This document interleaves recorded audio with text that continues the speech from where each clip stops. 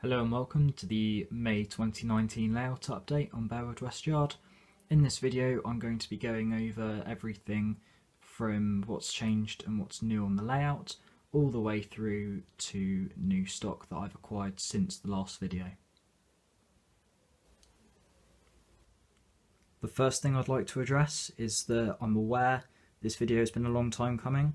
I last uploaded at the beginning of February, which was a weekend weathering video. I know that series was supposed to be fortnightly-3 weekly, and I've had a lot of things in the way with regards to relationships and family life, as well as work, which has led me to not have a lot of time to do everything on camera, which is why the majority of things over the past 3 months have been off camera, and I have really kept quiet on a lot of things on social media as I just haven't had the time for it. One of the jobs that I've been doing on the layout over the past couple of months is track painting. In the yard especially, this took what felt like forever and consumed hour after hour after hour. I used Humbrol Paints number 186 for this from the acrylics range, and I've got the majority of the yard painted all the way to the second car of the Class 450, and I'm just yet to do the crossing here. On the main lines, this is still a work in progress. I've painted all the way around to the end of the station. This is with the Rail Match Paints concrete paint. However, this is enamel and it stinks, as it's spirit based, I believe. So yeah, it gives up. You might want to wear a mask if you use that. Either way, one of the other things that I'm quite proud of at the minute is the station. I've reused my Pico concrete platform edging for this, with the slopes having been handmade or scratch built, and that with a little bit of cardboard and some cut off bits of cork that blended in. You don't seem to notice it, and I'm building the top of the platforms with plasticard. That I've used 1 mil, and I've actually found that it's actually half a mil out of tolerance. So currently in the post I've got half a mil plasticard ready to come in, just to stick underneath it to prop it up a bit. Once I've done that, I will fill any of the gaps and paint it accordingly. Coinciding with the sleeper painting, I've also been painting the chairs. These are a variety of rust paints from the MIG range that I picked up at the Bournemouth Model Railway exhibition just down the road from me. That was back in February, I believe. Either way, this is an incredibly tedious job, even more so than painting the sleepers themselves. I've also used these paints to do the buffer stops behind, which are rail built and from the Pico range. These took approximately 2 hours each to do, so roughly one a night I bashed it out, and I got some rather nice results from that. For the patterns on the buffer stops themselves, these were come up with by just researching what the most common ones were that are on the British Railway network in yards at the present time. And these were what I found, so these were what I tried to recreate in a variety of conditions. Probably the largest thing about this layout update is this panel. This is my DCC panel. It runs the feeder wires from the bus wire in here. The reason I've decided to do it like this, I think I stated a few episodes ago, or a few layout updates ago, in which I can't run a bus wire underneath my baseboards and be able to get under there to connect all the feeder wires to them. This is my second attempt at DCCing the layout, the first of which saw myself using I think it was Scotch locks and spade connectors. That didn't work for the main reason that something didn't smell right, and I wasn't gonna go for that and find out that one day I come home from work and the house is burnt down. So I thought I'd rather spend the extra time doing this, and I've soldered all the connections this time, leaving myself with longer bus wires than I need to, which is why I've put some insulation back on the top In time I will cut these off and the wire along with it, but for the time being, in case I need to make any new connections, this is like that. Something quite good is that it's well timed with the electronics side of my course at college, so this has given me a little bit of practice into the panels that I'm going to be making at college for the electrical unit of my mechatronics course. This is my controller stand. It might not be the best, but it was built with what I had left over from the baseboard manufacturing. This was a little over a year ago, so I built this on a weekend. Didn't take me too long to do.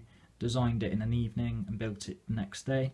It looks alright, it's nice and cozy, so my controller doesn't move too much as there's not enough clearance. More of an interference fit, which is good when you've got wires coming out the back of it and you don't want it moving around too much. But I can move it around if I need to.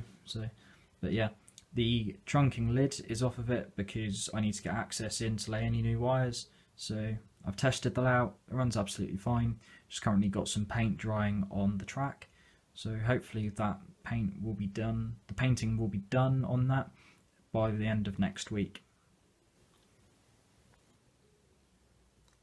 Now I've got a little bit of detail coming in on the layout, or starting to.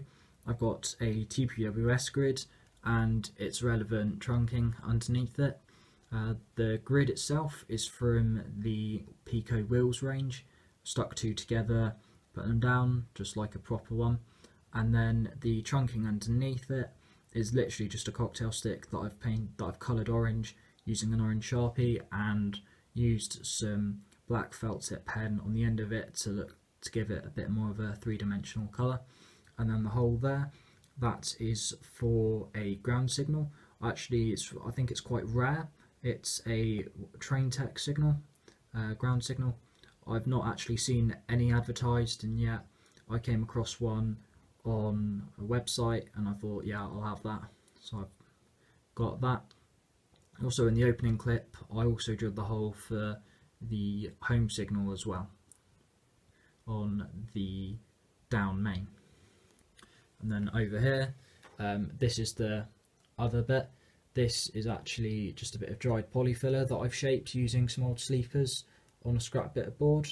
Come out all right. I've given it a once over. Well, I say a bit more than a once over with some black washes. It looks darker on film than it actually does in proper life. But yeah, that will be the start of the walkway over the yard lines, and that for any depot member, for any train crew or anything, for when they come in and they use the steps down from the station. Since I've been painting all of the line, I've found that my approach to track cleaning has changed slightly. Rather than using a Pico track rubber for everything, I only use it against the hard to get off stuff. For everything else, I use a bit of IPA solvent doused on a rag. I do find that it evaporates quite quickly, but with a 400ml can, it's roughly £7 off of Rapid Electronics. In total, roughly just over a tenner, including postage, which is pretty good. And I've been using it rather regularly, and my layout's quite big in terms of the amount of track coverage that I've got and the line that needs cleaning. So this should last me roughly about 3 months, of which for any layouts that are slightly smaller or maybe a bit bigger but with less track, I'd say this is definitely a worthwhile investment. I've recently purchased a Woodland Scenics Tidy Track as well. I think this was the last one they had on Hattons, so it was a bit of a steal really.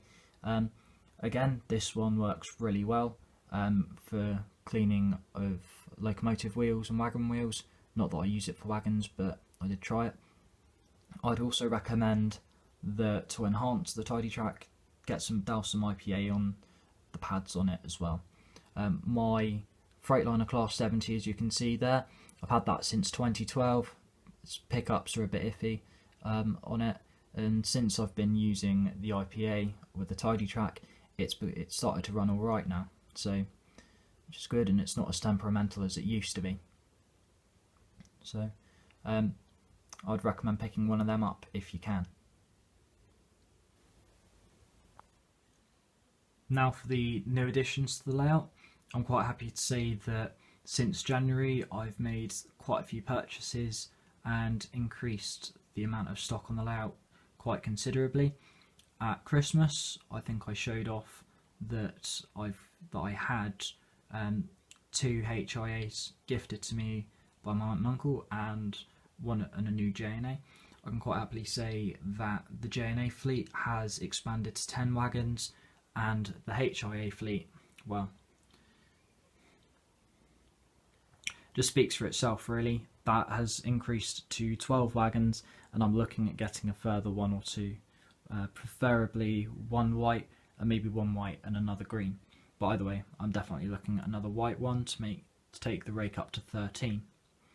I've also been busy in buying 3 new sets of the Freightliner FEABs off of Dapol.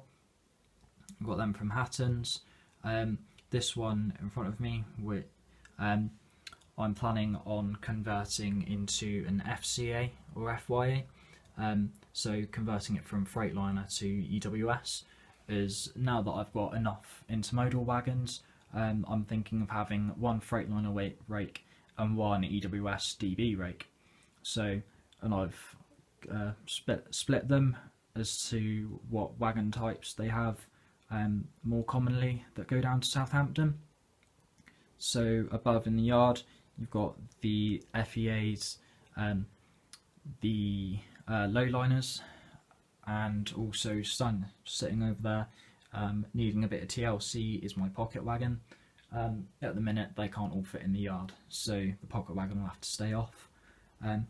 Either way, on the EWS rake I've got the 3 IKAs used by DRS. I'm planning on respraying them at some point when I've got the time, and once I've bought another one so I can do a test. So respraying them into EWS, reviling them and recoding them to FKAs. Doing the same with the FEA, the Freightliner one, but I've got to make some slight changes to the inner struts. Got to round them off rather than having them bars out, and I'm going to make no change other than possibly respray I think they're either eco frets or multi frets, I can't remember, but either way, yeah, and those were second hand off of a close friend. Finally, for wagons, at the back I've acquired, literally like gold dust, I don't know how, a rake of MRAs, these being in Railtrack grey and blue. I need to change these from Railtrack over to Network Rail. I'm not sure if I'm going to bother actually at the minute, just leave them as whether they're just ones that have been left with the old branding and just awaiting being taken over, as they're one of the last sets to be transferred into Network Rail, as Railtrack really isn't my era, as I'm more Network Rail. Either way, to complete everything, over there the Freightliner Class 66, that's a new shell. I bought that at the Bournemouth exhibition, and that's just on the 66101 chassis, which was my DB Schenker Class 66. And just to round everything off, you'll have seen the Class 450. That's one of 2 that I've recently acquired. I bought both from Rails of Sheffield, and coincidentally they were the last 2 they had in stock, so apologies to anyone who was eyeing them up, but I beat you to it. And I've currently got that sat in the yard with a Mark 1 BG as a translator vehicle, as I'm awaiting to get some third rail in once it's all painted, and then I can start really playing trains with a third rail unit. So it's going to have to be sat there for the time being, looking a bit sad with a translator vehicle, until I can get the third rail in. I've done that prototypically actually, as it was EWS who brought the Class 450s down to Poole using Mark 1 BGs as translator vehicles. That pretty much wraps it up for this video. I hope you've enjoyed watching this month's layout update, and hopefully you've enjoyed it as much as I've enjoyed making it. So thank Thank you very much for watching, and see you in the next one.